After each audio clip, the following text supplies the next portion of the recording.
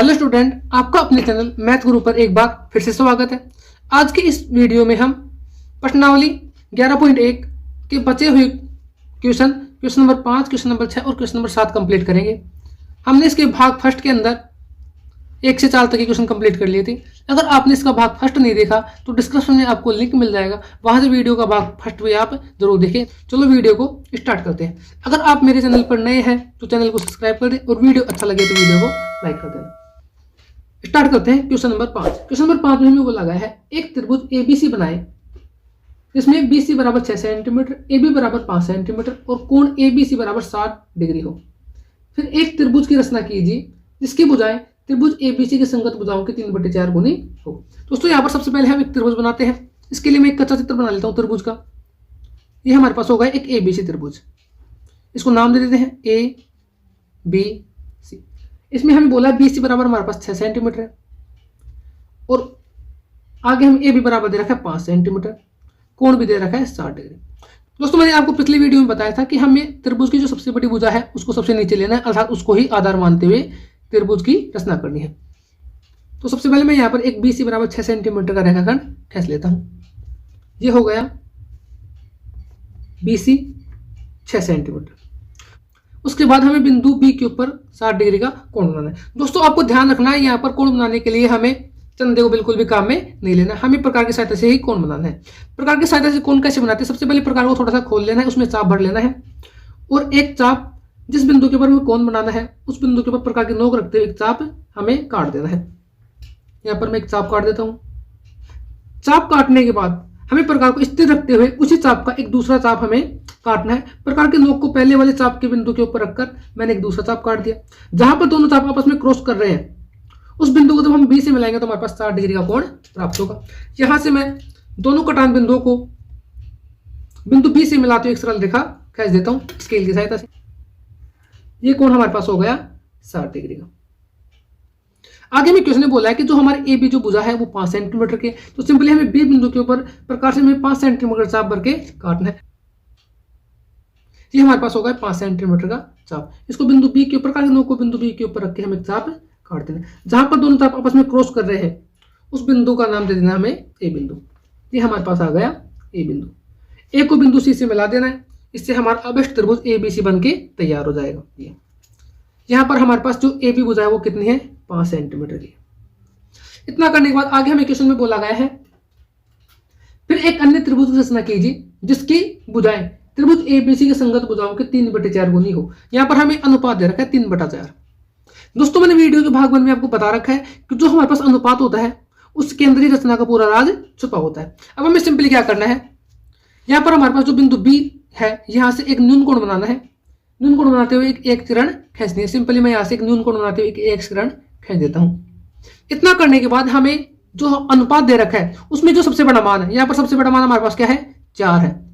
सबसे बड़ा मान क्या है? अनुपात में 4 है। तो हमें जो हमारे बी एक्स किरण है इसके हमें 4 बराबर भाग करने हैं। तो सिंपली मैं प्रकार की सहायता से यहाँ पर इसके 4 भाग कर लेता हूँ। प्रकार में थोड़ा सा चाप लेके इसके 4 टुकड़ों में बांट देना है। 1 2 3 और 4 भागों में बांटने के बाद हमें इन भागों का भी नाम दे देना है। यहाँ पर बी है तो इसको मैं नाम दे देता हूँ B1, ये हो गया B2, ये हो गया B3 और ये हो गया B4।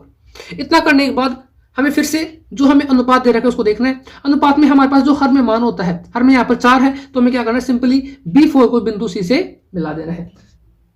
ये मैंने B4 को बिंदु सी से मिला दिया। उसके बाद हमें जो दूसरा अनुपात है, अनुपात में जो अंश में हमारे पास क्या है? 3 है। तो अब हमें क्या करना है, जो B3 है उससे B4C के समांतर एक रेखा खींचनी है।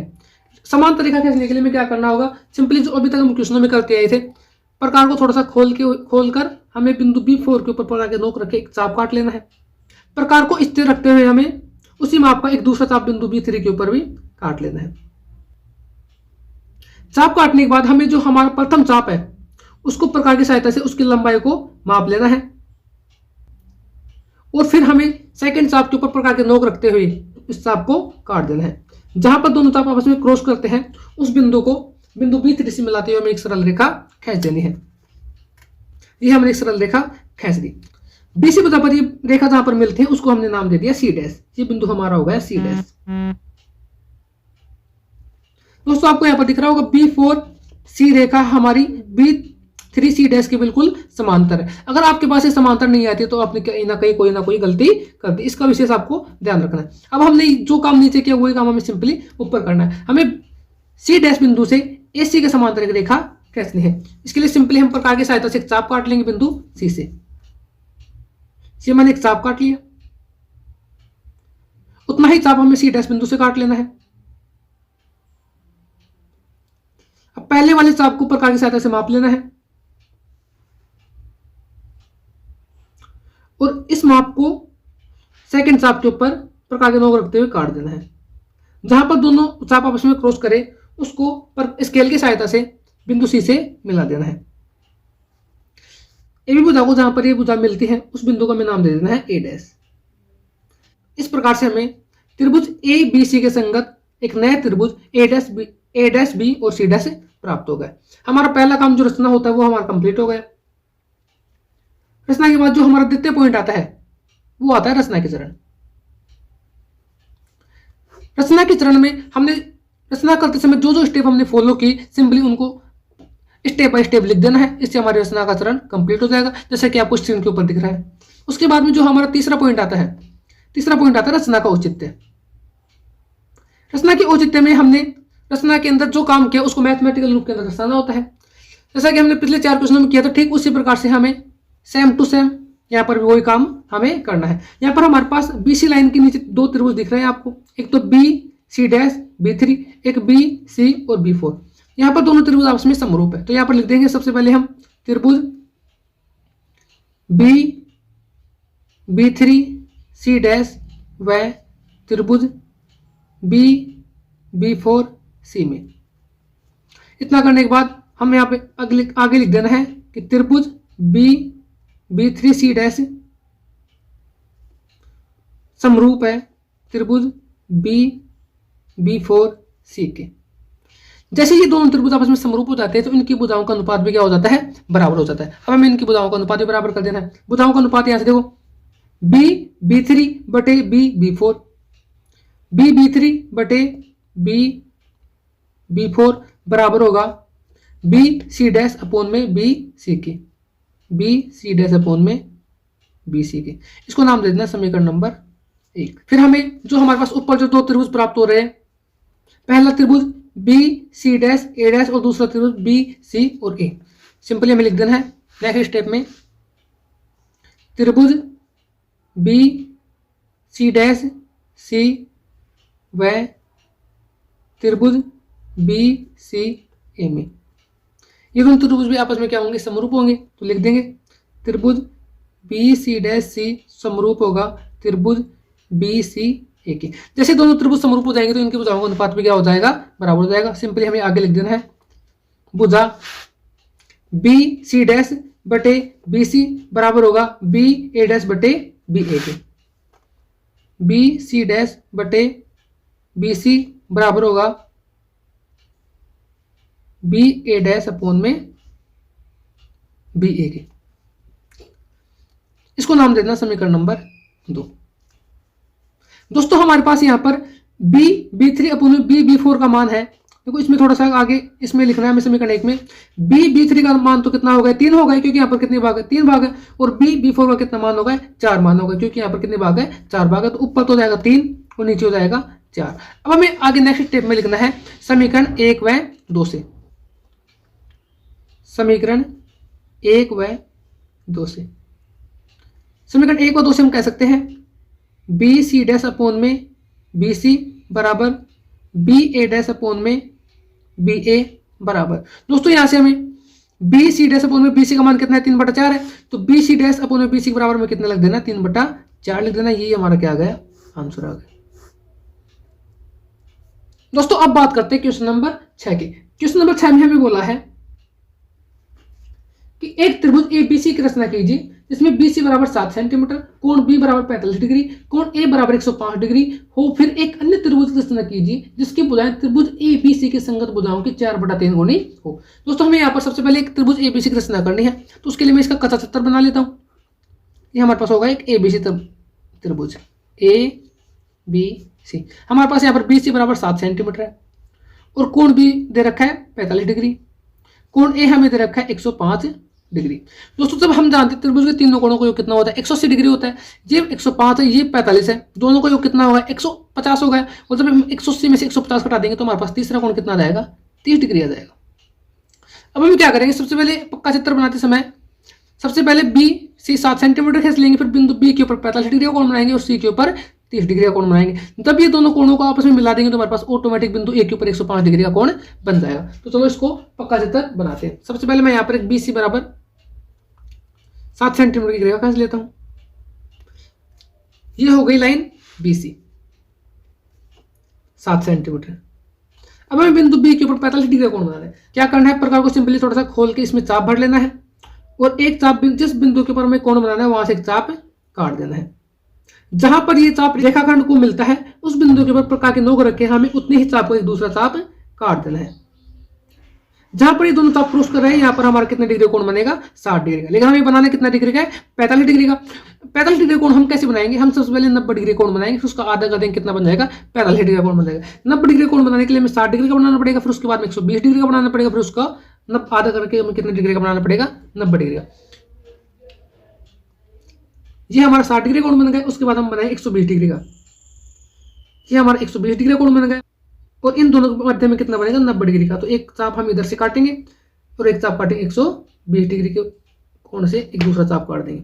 जहां पर ये दोनों चाप आपस में क्रॉस कर रहे हैं इस बिंदु कटान बिंदु को हमें बिंदु B से मिला देना। हमारे पास कितना डिग्री का बन जाएगा 90 डिग्री का कोण बन जाएगा। हमें कितने डिग्री का कोण बनाना है 45 डिग्री का कोण बनाना है। 90 डिग्री का कोण का जब हम आधा करेंगे तो हमारे पास कितने डिग्री का कोण बनेगा 45 डिग्री का कोण बनेगा। इसका आधा करने के लिए क्या करेंगे, एक बार प्रकार को इस बिंदु के ऊपर रखकर एक चाप काट देंगे, फिर उतना ही चाप लेकर दूसरा चाप हमें प्रकार को 90 डिग्री के कोण के ऊपर रख के काट देना है। जहां पर दोनों चाप आपस में क्रॉस करें उस बिंदु B से मिला देना, हमें 45 डिग्री का कोण प्राप्त हो जाएगा। ये हमारे पास आ गया 45 डिग्री का कोण।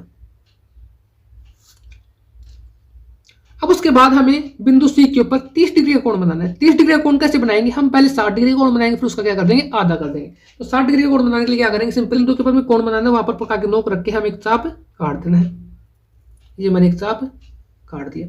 उसके बाद में जहां पर रेखाखंड वो चाप आपस में मिलते हैं उस बिंदु के ऊपर प्रकार के नोक रखते हैं हमें दूसरा चाप काट देना है। ये होगा हमारे 60 डिग्री का चाप। हमें यहाँ पर 30 डिग्री का कोण बनाना है तो सिंपली एक बार तो चाप 60 डिग्री कोण के ऊपर रख के काटना है और एक बार चाप इस बिंदु के ऊपर रख के काटना है। जहां पर दोनों चाप आपस में क्रॉस करें उसी बिंदु C से मिला देना, हमें 30 डिग्री का कोण प्राप्त हो जाएगा। इसको मिला देंगे।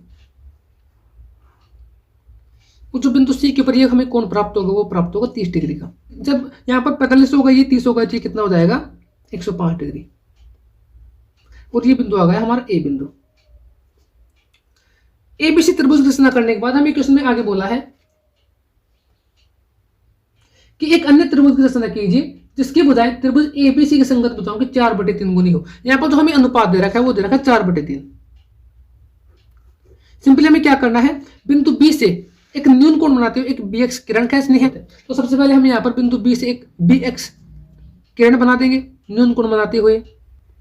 ये हमारे पास एक BX किरण हो गई। अब हमें जो हमारे पास अनुपात में जो सबसे बड़ी मान है, यहाँ पर सबसे बड़ी मान क्या है 4 है। इस BX किरण के हमें बराबर 4 हिस्से करने हैं। तो मैं सिंपली प्रकार के साथ इसके 4 हिस्से कर देता हूँ। 4 हिस्से करने के बाद हमें इन चारों हिस्सों का नाम दे देना है। ये अगर B बिंदु है तो ये हमारा हो जाएगा B1, ये हो जाएगा B2, ये हो जाएगा B3 और ये हो जाएगा B4। अब हमें आगे क्या करना है दोस्तों, इसके अंदर देखो यहाँ पर जो हमारा जो अनुपात में दे रखा है उसके अंदर हमें देखना है जो हर में जो राशि है, हर में यहाँ पर कितना है 3 है। तो हमें क्या करना है, सिंपली B3 को C बिंदु से मिला देना है। की सहायता से मैं यहाँ पर बिंदु B3 को C से मिला देता हूँ। बिंदु B3 को C से मिलाने के बाद हमें B3C के समानांतर एक रेखा बिंदु B4 से खींचनी है। इसके लिए हम क्या करेंगे, प्रकार में बिंदु B3 से एक चाप काट लेंगे और उतना ही चाप हम क्या करेंगे बिंदु B4 से भी काट लेंगे। फिर पहले वाले चाप की हम प्रकार की सहायता से लंबाई को मेजर कर लेंगे और इस लंबाई का चाप हमें क्या करना है, सेकंड वाले चाप के ऊपर प्रकार के नोक रखते हुए एक चाप काट देना है। जहां पर दोनों चाप आपस में क्रॉस करें उसको बिंदु B4 से मिलाते हुए हमें एक सरल रेखा खींच देनी है। ये मैंने एक सरल रेखा खींच दी। जो हमारी BC रेखा इसको भी थोड़ा आगे बढ़ा देते हैं। जहां पर ये दोनों रेखाएं आपस में क्रॉस करेंगी ये बिंदु हमारा हो जाएगा C'। अब जो काम हमने यहां पर किया है वो इस सारा काम हमें क्या करना है, ऊपर भी करना है। सबसे पहले हम क्या करेंगे, प्रकार की सहायता से बिंदु C के ऊपर प्रकार के नोक रखते हुए चाप काट देना है और उतना ही चाप हमें C' बिंदु से भी काटना है। चाप काटने के बाद हमें पहले वाले चाप की लंबाई को प्रकार की सहायता से नाप लेना है और इसी लंबाई का हमें दूसरे चाप के ऊपर प्रकार के नोक रखते हुए चाप काट देना है। जहां पर दोनों चाप आपस में क्रॉस करें उसको बिंदु C' से मिलाते हुए एक रेखा खींच देनी है। ये मैं यहां पर एक रेखा बना देता हूं। जहां पर ये रेखा B रेखा को मिलती है उसे हमें नाम दे देना A'। ये बिंदु हो गया A'। इस प्रकार से हमारी पहला जो पॉइंट होता है रचना को क्या हो गया, कंप्लीट हो गया। दूसरा पॉइंट होता है रचना के चरण। रचना के चरण में भी आपको वही काम करना है जो आपने अभी तक सभी क्वेश्चनों में करते हुए आ रहे हो, अर्थात जो हमने रचना में स्टेप को फॉलो किया उनको स्टेप बाय स्टेप लिख देना है। उसके बाद जो हमारा तीसरा बिंदु आता है रचना का औचित्य।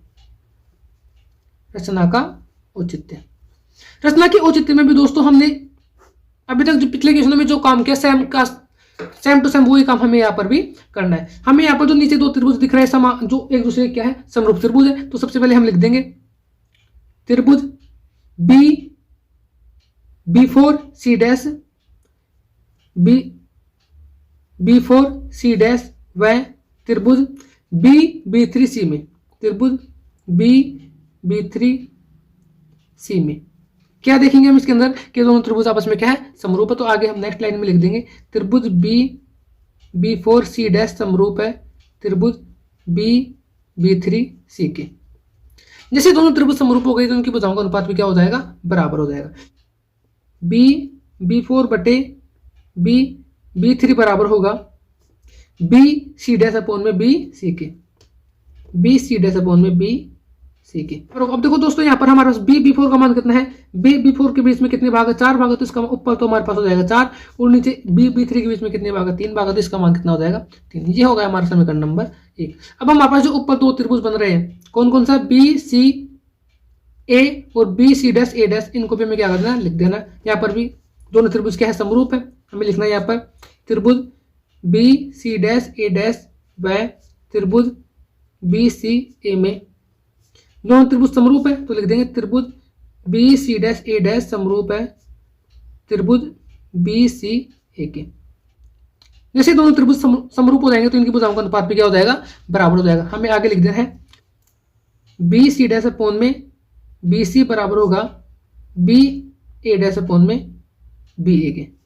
यहाँ पर इसको नाम देंगे समीकरण नंबर 2। अब नेक्स्ट लाइन में हम लिखेंगे समीकरण 1 व 2 से, समीकरण 1 व 2 से। समीकरण 1 और 2 से हम क्या कह देंगे, समीकरण 1 और 2 से हमारे पास हो जाएगा BC' अपॉन में BC बराबर BA' अपॉन में BA बराबर B किसके बराबर हो जाएगा, 4/3 के बराबर में कितना हो जाएगा, 4/3। ये हमारा क्या आ गया, आंसर आ गया। इसी प्रकार से हमें इसका क्वेश्चन नंबर 7 भी हल करना है। अब बात करते हैं क्वेश्चन नंबर 7 की। क्वेश्चन नंबर 7 में हमें दिया हुआ है एक समकोण त्रिभुज की रचना कीजिए जिसकी भुजाएं कर्ण के अतिरिक्त 4 सेंटीमीटर तथा 3 सेंटीमीटर लंबाई की है। फिर एक अन्य त्रिभुज की रचना कीजिए जिसकी भुजाएं दी हुई त्रिभुज की संगत भुजाओं के 5/3 गुनी हो। सबसे पहले हम इसका एक चित्र बना लेंगे। हमारे पास ये एक समकोण त्रिभुज हो गया, इसको नाम देते हैं, ये हो गया A, ये हो गया B और ये हो गया C। ये हमने AB से एक समकोण त्रिभुज बना दिया। इसने बोला, आगे इसमें बोल रखा है कि कर्ण के अतिरिक्त इसकी जो भुजा है वो 4 सेंटीमीटर की और 3 सेंटीमीटर की। हमारा BC भुजा क्या हो गई, कर्ण हो गई। हमें कर्ण का माप नहीं दे रखा है। हमें कर्ण के अलावा जो दूसरी भुजा है इसको तो हमने मान लिया 4 सेंटीमीटर और इसको मान लिया हमने 3 सेंटीमीटर। अब हम इस समकोण त्रिभुज का एक पक्का चित्र बनाते हैं। सबसे पहले हम क्या करेंगे, स्केल की सहायता से AB बराबर 4 सेंटीमीटर का एक रेखाखंड खींच लेंगे। AB बराबर 4 सेंटीमीटर। उसके बाद में हमें बिंदु A के ऊपर 90 डिग्री कोण बनाना है। यहाँ पर कोण हम किसकी सहायता से बनाएंगे, प्रकार की सहायता से। सबसे पहले क्या करेंगे, जिस बिंदु के ऊपर हमें कोण बनाना है उस बिंदु के ऊपर प्रकार के नोक रखते हुए एक चाप काट देना है। ये मैंने एक चाप काट दिया। जहां पर ये चाप रेखाखंड को मिलता है उस बिंदु के ऊपर प्रकार के नोक रख के हमें उतनी ही लंबाई का एक दूसरा चाप काट देना है। जहां पर ये दोनों चाप क्रॉस करेंगे ये हमारे पास कोण बनेगा 60 डिग्री का। 60 डिग्री का कोण बनाने के बाद हमें बनाना है 120 डिग्री का कोण। जहां पर 60 डिग्री का कोण बना है उस बिंदु के ऊपर प्रकार के नोक रख के हमें दूसरा चाप काटना है। जहां पर ये चाप पहले वाले चाप से मिलेगा वहां पर हमारे पास बचेगा 120 डिग्री का कोण। अब हमें बनाना है 90 डिग्री का कोण। 90 डिग्री का कोण हम जानते हैं 60 और 120 का क्या होता है, आधा होता है। हम सिंपली 60 और 120 डिग्री का क्या कर देंगे, आधा कर देंगे। सब एक बार प्रकार के नोक को 60 डिग्री के ऊपर रख के चाप काटेंगे और एक बार प्रकार के नोक को 120 के ऊपर रख के चाप काट देंगे। जहां पर दोनों चाप आपस में मिलेंगे उस बिंदु को हमें ए से मिला देना, हमारे पास 90 डिग्री का कोण बन जाएगा। ये मैंने स्केल की सहायता से बिंदु ए से इसको मिला दिया। अब हमें इसके अंदर जो हमारे ए से भुजा है वो कितनी 3 सेंटीमीटर की, तो क्या करेंगे सिंपली प्रकार में 3 सेंटीमीटर का चाप भर के हमें प्रकार के नोक को बिंदु ए के ऊपर रखकर एक चाप काट देना है। और जहां पर ये चाप इस लाइन को क्रॉस करता है, मिलता है, उस बिंदु को हमें क्या करना है, बिंदु बी से मिला देना है। हमारे पास एक ए बी सी त्रिभुज बनके तैयार हो जाएगा। ये मैंने स्केल की सहायता से इस बिंदु को बिंदु बी से मिला दिया और इस बिंदु को हमें नाम देना सी बिंदु। और ये हमारा समकोण त्रिभुज एबीसी बनकर तैयार हो गया। समकोण त्रिभुज बनाने के बाद हमें किसने बोला गया कि फिर एक अन्य त्रिभुज की रचना कीजिए जिसकी भुजाएं दिए हुए संगत त्रिभुज की भुजाओं के 5/3 गुनी हो। अब हमें क्या करना है, सिंपली जो अनुपात दे रखा है 5/3, हमें यहाँ पर 5/3 अनुपात दे रखा है। पहले क्या करेंगे, बिंदु ए से एक न्यून कोण बनाते हैं, एक एक्स किरण हम कहते हैं स्केल की सहायता से। ये हमने यहाँ पर एक एक्स किरण बना दी। अब हमें क्या करना है, जो हमें अनुपात दे रखा है, अनुपात क्या दे रखा है, 5/3 दे रखा है। इसमें जो सबसे बड़ा मान होता है, सबसे बड़ा मान क्या है, 5 है। तो हमें इस एक्स किरण को समान 5 भागों में डिवाइड करना है। मैं यहाँ पर सिंपली प्रकार की सहायता से इसको समान 5 भागों में डिवाइड कर देता हूँ। जी मैंने यहाँ पर इसको 5 भागों में डिवाइड कर दिया। अब इसका नाम भी दे देते हैं। ये बिंदु ए है तो ये कितना हो जाएगा, A1 A2 A3 A4 A5। इतना करने के बाद हमें सिंपली फिर से जो हमारा अनुपात है उसमें जो हमारे पास हर में राशि है, हर में यहाँ पर कितना है, 3 है। तो हम क्या करेंगे, सिंपली A3 को बिंदु बी से स्केल की सहायता से मिला देंगे। हम यहाँ पर A3 को बिंदु बी से मिला देंगे। बी से मिलाने के बाद अब हमें BA3 के समांतर एक रेखा बिंदु A5 से खींचनी है। इसके लिए हम क्या करेंगे, प्रकार में बिंदु A3 से एक चाप काट लेंगे। ये मैंने यहाँ पर एक चाप काट लिया। इतना ही चाप हमें बिंदु A5 से काट लेना है। चाप काटने के बाद हमें सिंपली प्रथम जो हमारा पहला जो चाप था उसको हमें स्केल प्रकार की सहायता से उसको माप लेना है और इसी माप का हमें सेकंड वाले चाप के ऊपर प्रकार के नोक रखते हुए चाप काट देना है। और जहां पर दोनों चाप आपस में क्रॉस करे उस बिंदु को हमें A5 बिंदु से स्केल की सहायता से मिला देना है। यहाँ पर मैं इसको सिंपली स्केल की सहायता से मिला दूंगा। ये मैंने इसको A5 बिंदु से मिला दिया। इस जो हमारे AB रेखा इसको भी थोड़ा आगे बढ़ा देते हैं। तो जहां पर ये AB बिंदु से मिलता है इस बिंदु को हमें नाम दे देना B डैश। अब हमने जो काम नीचे किया वो सारा काम हमें क्या करना है, इस बिंदु के ऊपर भी करना है। हमें यहाँ पर BC से रेखा के समांतर एक बिंदु B डैश एक रेखा खींचनी है। इसके लिए हम क्या करेंगे, प्रकार में थोड़ा सा चाप भर के बिंदु B से काट लेंगे। इतना ही चाप हमें B डैश बिंदु से काट लेना है। इतना करने के बाद जो हमारा पहले वाला चाप है उसको प्रकार की सहायता से माप लेना है और इसी माप का चाप हमें सेकंड वाले चाप के ऊपर प्रकार के नोक रखते हुए चाप काट देना है। जहां पर दोनों चाप आपस में क्रॉस करें उस बिंदु को हमें B डैश से मिलाते एक सरल रेखा खींच देनी है। और जहां पर ये सरल रेखा A से भुजा पर मिलती है उसको हमें नाम दे देना C डैश। इस प्रकार से हमारा जो पहला पॉइंट रचना वाला हो गया वो क्या हो गया, कंप्लीट हो गया। उसके बाद में जो हमारा सेकंड बिंदु होता है रचना के चरण। रचना के चरण, रचना के चरण में हमने जो पिछले क्वेश्चनों में काम किया सारा काम वही करना है। स्टेप बाय स्टेप सभी बिंदुओं को लिख देना है। उसके बाद में बात करते हैं तीसरे बिंदु की। तीसरी बिंदु होता है रचना का औचित्य।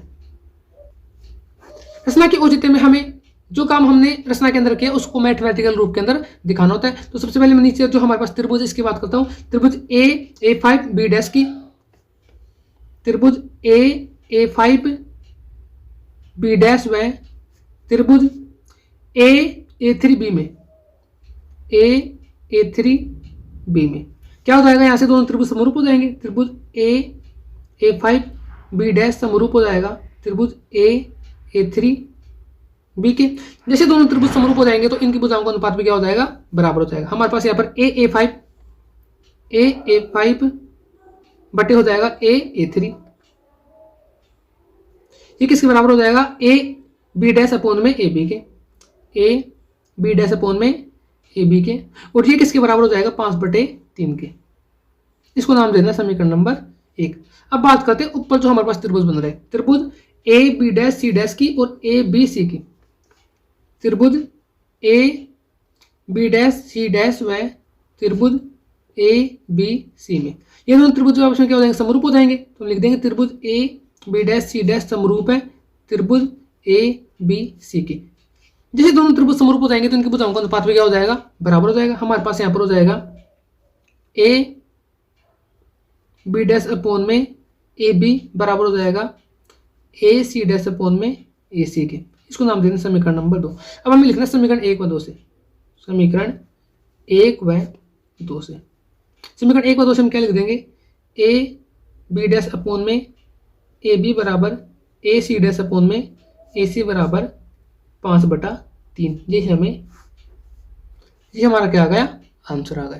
दोस्तों प्रत्येक क्वेश्चन में हमने रचना का औचित्य इन्हीं स्टेप को फॉलो करते हुए किया है। मैं उम्मीद करता हूं आपको ये रचना का औचित्य समझ में आया होगा। दोस्तों आज की वीडियो में इतना ही, फिर मुलाकात होगी वीडियो के भाग 3 के साथ, जिसके अंदर हम 11.2 को हल करेंगे। अगर आपको वीडियो अच्छा लगा तो वीडियो को लाइक कर दें और चैनल को सब्सक्राइब कर दें। दोस्तों अभी भी आपको 11.1 के किसी भी क्वेश्चन में डाउट है, एक बार वीडियो को फिर से देखना, और इन सवालों की जितनी ज़्यादा आप प्रैक्टिस करोगे उतना ही इनका कॉन्सेप्ट आपके दिमाग में क्लियर होगा।